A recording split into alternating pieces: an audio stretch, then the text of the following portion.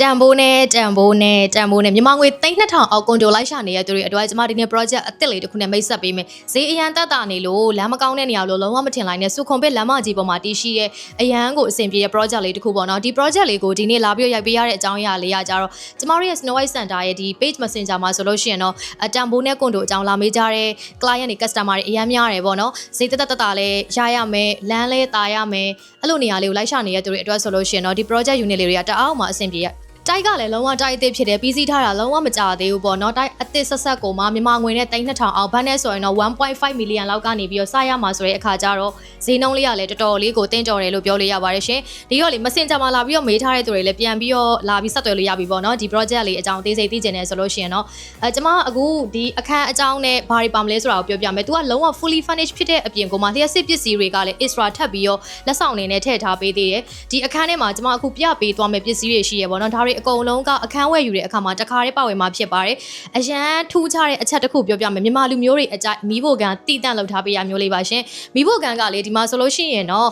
့ဒီမှာ slide door လေးနဲ့ပေါ့နော်ဒီမှာ slide door လေးနဲ့ဆိုတဲ့အခါကျတော့ထမင်းဟင်းချက်ပြုတ်တဲ့အချိန်မျိုးတွေမှာဆိုလို့ရှိရင်တော့အနံ့တွေအခန်းထဲဝင်မလားဆိုပြီးတော့ဘာမှစိုးရင်စရာမလိုတော့ဘူးရေခဲတက်တာဆိုလို့ရှိရင်လည်းဒီမှာတိုးတိုးထားပေးထားတာဖြစ်ပါတယ်ရှင် TV လဲပါအောင်မယ်ဒီမှာဗီဒီယိုကလည်းပါအောင်မှာဖြစ်ပါတယ်ရှင်ဒါပဲလားဆိုတော့အဝိရှော်ဇက်တွေလည်းပါသေးရပေါ့နော်ဒီအခန်းထဲမှာရှိတဲ့ပစ္စည်းတွေအကုန်လုံးကိုသူက fully furnished ထဲမှာတခါတည်းထည့်ထားပေးရဖြစ်တယ်ဒီရေခမီးကားတွေဆိုလို့ရှိရင်လည်းအစိုးရ unit အတိုင်းပဲဆိုတော့တော်တော်လေးတက်တာတယ်ဒီကွန်ဂျိုထဲမှာ shuttle bus service ရှိတာဖြစ်တဲ့အတွက်ကြောင့်မို့လို့ကိုအပြင်ထွက်မယ်ဆိုလို့ရှိရင်လည်းတအားကိုအဆင်ပြေကျမရေချိုးကန်းအိမ်သားလေးကိုတစ်ချက်လိုက်ပြပေးမယ်သူ့ရဲ့ရေချိုးကန်းတဲ့အိမ်သားလေးရဆိုရင် space ကတော်တော်လေးကျယ်စတူဒီယို type အခန်းပုံစံမျိုးပေါက်တယ်ဆိုပေမဲ့လေသူက furniture တွေကိုရောဒီအခန်းကိုပါအသေးစိတ်ပေါ့နော်တေးသေးချာချာလေးလောက်ထားပေးရကိုမြင်တွေ့ရမှာဖြစ်ပါတယ်ရှင်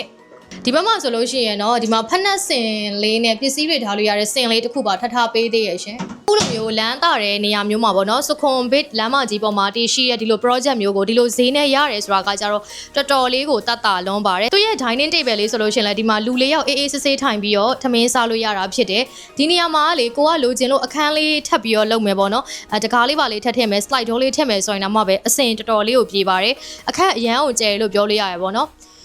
်ဒီအခန်းပုံစံဒီလိုနေရာမှာဒီလိုဈေးနဲ့ရတယ်ဆိုတာကကြတော့တအားတန်နေရှင်ဒီမှာကျွန်မမီးဖိုကန်လေးတစ်ချက်ကိုပြပေးပါမယ်မီးဖိုကန်ထဲမှာဆိုလို့ရှိရင်လည်းဒီမှာ microwave ပါအောင်မယ်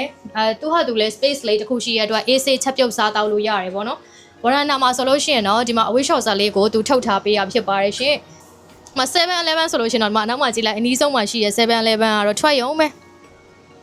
28 square meter ကိုမှာပေါ့နော် 1.5 million ဘတ်ဆိုတဲ့အခါကျတော့1 square meter ကိုဘတ်9000ဝန်းကျင်လောက်ပဲကျမှာဖြစ်တယ်ဒီလိုနေရာမျိုးမှာဒီလို project ကိုဒီဈေးနဲ့ရတယ်ဆိုတာကကြတော့တအားကိုတန်းသူက low rise condo ဖြစ်တယ်အထက်ကလည်း8ထပ်ပဲရှိတယ် unit ကလည်း234 unit လေးပဲရှိတာပေါ့နော်အဲ့ဒီတော့လုံးဝ high privacy ပဲကွက်ကိုအေးအေးဆေးဆေးနားအေးပါအေးနေခြင်းတဲ့သူတွေ content creator တွေအတွက်ဆိုရင်တော့တော်တော်အဆင်ပြေတယ်ဒီမှာမြင်ရတဲ့အတိုင်းပဲပေါ့နော် content creator တွေနဲ့အိမ်ကနေပဲအလုပ်လုပ်မဲ့သူတွေအတွက်ဘယ်လောက်အဆင်ပြေလိုက်တယ်လဲဆိုလို့ရှိရင်လေဒီနေရာတစ်ခုလုံးက co-working space ကလည်းကျယ်ဝန်းရှိတယ်ဟိုဘက်မှာဆိုလို့ရှိရင်တော့ gym တစ်ခုရှိသေးတယ်ပေါ့နော်အဲ့တော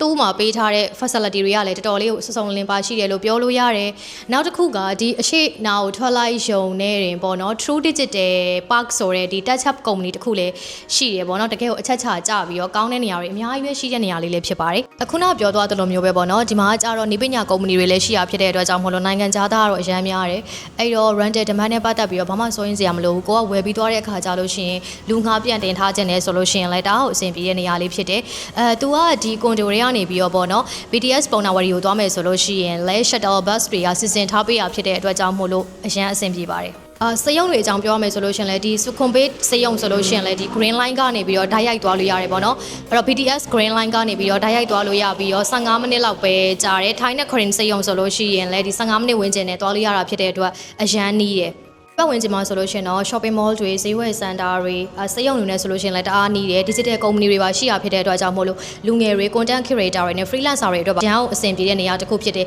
ရင်းနှီးမြှုပ်နှံသူတွေအနေနဲ့လည်းတန်ဖိုးနဲ့ပြီးတော့ budget ဖြစ်တဲ့ condo ကိုလိုက်ရှာနေရဆိုလို့ရှိရင်တော့ဒီ project လေးကတော်တော်ကိုအဆင်ပြေမှာဖြစ်ပါတယ်ရှင်အဓိကနေရာလေးကတော့ location ပေါ့နော် location ကတော့မြန်မာတွေအရန်ကြိုက်တဲ့ Sukhumvit အစိမ်းလိုင်းဘက်မှာရှိတာဖြစ်တဲ့အတွက်ကြောင့်မို့လို့ရင်းနှီးမြှုပ်နှံမဲ့သူတွေအတွက်ဆိုလို့ရှိရင်လည်းအရန်ကိုအဆင်ပြေပါတယ်ရှင်အဓိကတော့ဈေးနှုန်းပေါ့နော်ဈေးနှုန်းကတော်တော်လေးကိုတက်တာပြီး တော့မှတွာလာရလွယ်ကူတဲ့အချက်ချကြတဲ့ location မှာလည်းရှိနေတယ်လူနေတာလည်းများတယ်အဓိက shopping mall ကြီးတွေနဲ့ technology company တွေပါတည်ရှိတဲ့နေရာလည်းဖြစ်ပါတယ်ဒီ project လေးနဲ့ပတ်သက်ပြီးတော့လာမေးမဲ့သူအများများမယ်ဆိုတာလည်းသိတယ်ဘာလို့လဲဆိုတော့ကျမတို့ page messenger မှာပေါ့နော်အမြဲတမ်းဒီ3200အောက်3200အောက်ဆိုပြီးတော့လာပြီးတော့မေးကြတယ်ဒါကြောင့်လည်းဒီ project လေးကိုကျမတို့လာပြီးတော့မိတ်ဆက်ပေးရဖြစ်ပါတယ်ရှင်ဒီတော့အသေးစိတ်အချက်လက်တွေကိုသိရှိချင်တယ်ဆိုလို့ရှင်တော့ကျမတို့ရဲ့ Snow White Center page messenger မှာအသေးစိတ်လာရောက်ဆက်သွယ်စုံစမ်းမေးမြန်းနိုင်ပါတယ်ရှင်ကျေးဇူးတင်ပါတယ်